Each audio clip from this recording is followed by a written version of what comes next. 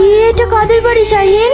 এটা আমাদেরই বাড়ি। তোমাদের বাড়ি তো এইভাবে বাড়ি থেকে তালা মারা কেন? তোমার আব্বা মা নেই বাড়িতে?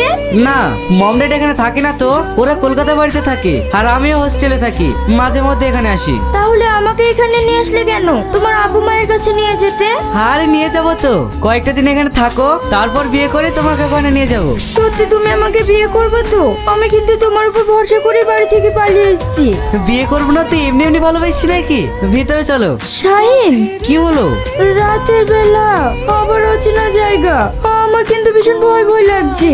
আরে কোনো ভয় নাই, আমি আছি না, চলো। কি এত ভাবছো বলো তো? কিচ্ছু হবে না, চলো শুয়ে পড়ি, সারাদিন জার্নি করে ক্লান্ত হয়ে গেছি। তুমি কোথায় শোবা? কেন এখানে? না না, বিয়ের আগে এক জায়গায় থাকা ঠিক না। বিয়ের আগে পর্যন্ত আমরা আলাদাই থাকবো। কি পাগলের মতো বকছো? আমরা তো বিয়ে করে ফেলবো, এখন যে থাকলে সমস্যা কোথায়? প্লিজ তুমি বোঝার চেষ্টা করো। তুমি আমাকে বিশ্বাস করো না তাই তো? সেরকম কিছু না,